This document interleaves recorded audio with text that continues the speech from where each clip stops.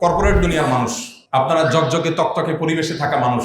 আমি একটা প্রশ্ন আপনাদের কাছে যদি রাখতে চাই, যে প্রশ্ন আমি আমার এক বন্ধুকে সিডনিতে রেখেছিলাম কয়েক মাস আগে। তিনি মস্ত বড় ইঞ্জিনিয়ার, বড় একটা কোম্পানিতে খুব হ্যান্ডসাম একটা স্যালারিতে জব করেন অনেক দিন থেকে। আমি তাকে বললাম, আচ্ছা ভাই বলেন তো, আপনি হ্যান্ডসাম একটা অ্যামাউন্ট পাচ্ছেন মান্থলি, আপনি অনেক পড়ালেখা করেছেন, অনেক কষ্ট করেছেন, এই সব কিছু করে আলটিমেটলি আপনি কি করছেন? বলেন যে কেমন কথা এটা, যে চাকরি করছি, ভালো একটা চাকরি করছি। তা বললাম, ভালো একটা চাকরি করছেন, এটা জিস্ট আমি যদি বলি, এক লাইনে যদি বলতে বলি, আপনি কি বলবেন? মানে আপনার অ্যাচিভমেন্টটা কি জীবনে? উনি কিছুটা চিন্তাগ্রস্ত হয়ে পড়লেন। আমি বললাম, আপনাকে আমি হেল্প করি। আপনি আসলে একটা কোম্পানিকে সার্ভ করছেন, বিনিময়ে আপনি কি পাচ্ছেন? বিনিময়ে কিছু ডলার পাচ্ছেন, যেটা দিয়ে আপনার ফ্যামিলি নিয়ে আপনি খুব ভালোভাবে জীবনটা পার করতে পারছেন।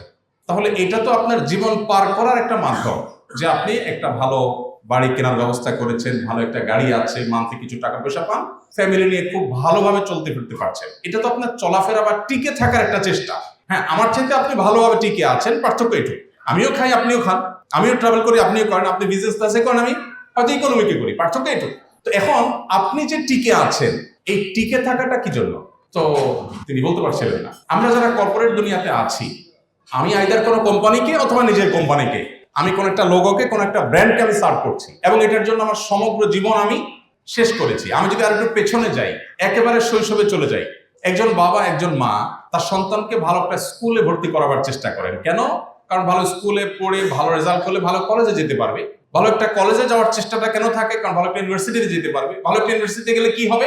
ভালো একটা জব পাবে, সেজন্য ভালো একটা ক্যারিয়ার হবে সেজন্য। আচ্ছা, ভালো একটা জব পেলাম, ভালো একটা ক্যারিয়ারও হলো, এরপর কি চাকরি করব বা ব্যবসা করব, মান্থলি টাকা পয়সা আসবে, বুঝলাম।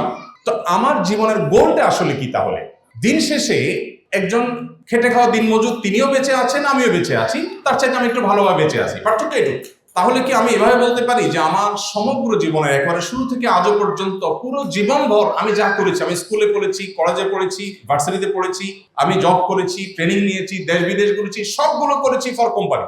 কোম্পানিকে আমার সারা জীবন দিয়ে শেষ মুহূর্তে এসে আমি রিটায়ারমেন্টে গিয়ে এবার মৃত্যুর জন্য অপেক্ষা করছি। তো কোম্পানির জন্য সারা জীবন আমি দিলাম, কোম্পানি আমাকে কি দিল? কিছু স্যালারি দিল বেঁচে থাকার প্রয়োজনে। সময়টা উপস্থিত, আমরা যদি এভাবে লক্ষ্য করি, তাহলে দেখতে পাবো যে আমাদের জীবনের আসলে চূড়ান্ত বা স্পষ্ট কোনো লক্ষ্য নেই। আমি কেন বেঁচে আছি? আমাকে বেঁচে থাকার জন্য কিছু স্যালারি দেওয়া হচ্ছে, আমি বেঁচে আছি। তা বেঁচে থাকাটা কি জন্য? বরং আমি যদি অন্যভাবে চিন্তা করি, আমরা রাতে ঘুমাই। কেন ঘুমাই? কারণ সকালে আমার জবে যেতে হবে, ডিউটিতে যেতে হবে, কোম্পানিতে কাজে যেতে হবে, বা আমার নিজের কোম্পানিতে যেতে হবে। তো আমার রাতের ঘুমটাও মূলত জবের জন্য। আমি একটু খাওয়া দাওয়া করে সুস্থ থাকার চেষ্টা করছি জবের জন্যই। তার আমার পুরো লাইফটা আমি সার্ভ করছি মূলত একটা কাজের জন্য। এভাবে একটা সিস্টেমের মধ্যে আমরা সবাই প্রবেশ করে গেছি। এমনকি দুর্ভাগ্যজনক বাস্তবতা হলো, এখন আমরা ফ্যামিলিকে সময় দেওয়ার সুযোগ পাই না, এবং যার কারণে প্রত্যেকটা পরিবারে এখন টাকা পয়সা, ভোগবিলাসের উপায় উপকরণ, আমাদের সামাজিক মর্যাদা ইত্যাদি, এগুলোর কমতি আমাদের না থাকলেও সুখ এবং মানসিক প্রশান্তির বড় বেশি অভাব। এই জায়গাটাতে আমাদের নতুন করে রিয়ালাইজ করার সুযোগ আছে। সিয়াম বা রমজান আমাদেরকে সেই জিনিসটিকে দারুণভাবে উদ্বুদ্ধ করে, সেই জিনিসকে দারুণভাবে শেখায়।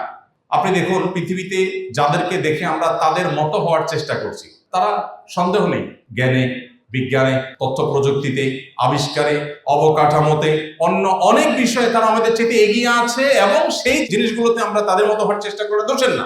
কিন্তু কালচারের কথা যদি আপনি বলেন, তো আমি নির্দ্বিধায় বলতে পারি, আপনি যে কালচার ধারণ করেন অ্যাজ এ মুসলিম, আপনার সে কালচারাল দিক থেকে আপনি ওর চাইতে, ও যদি জাগতিক বিষয়গুলোতে আপনার চাইতে 200 বছর এগিয়ে থাকে, তো আপনি কালচারাল দিকগুলোতে, পারিবারিক সুখে, দাম্পত্য শান্তিতে আপনি তার চাইতে 400 বছর এগিয়ে আছেন।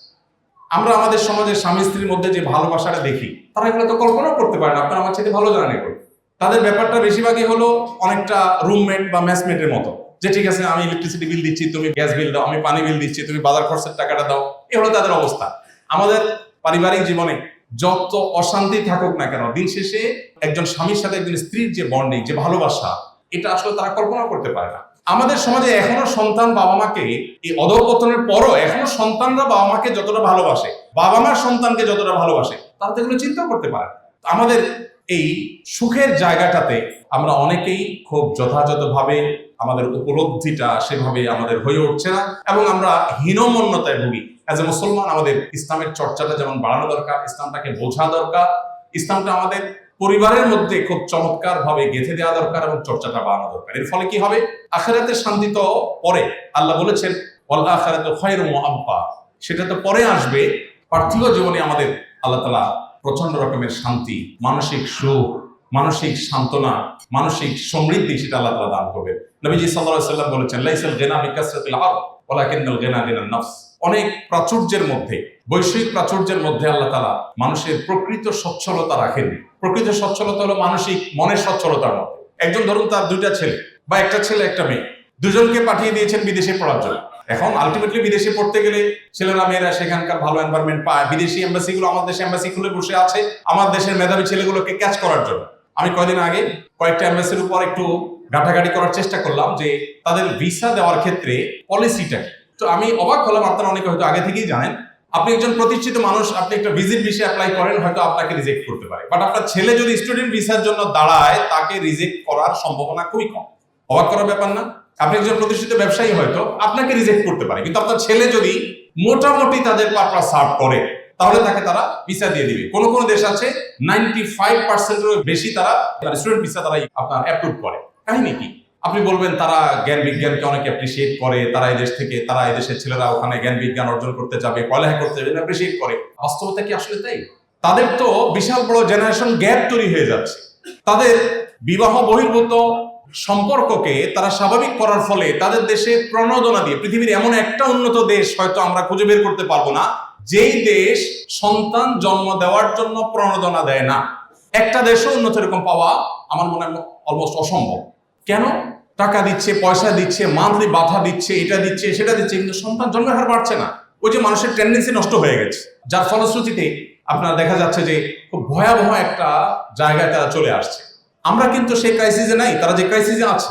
তো এই যে ব্যাপারটা, এই জায়গাগুলো আমাদেরকে নতুন করে ভাবতে শেখায় যে কালচারালি আল্লাহ তাআলা আমাদেরকে অনেক ভালো জায়গা রেখেছে।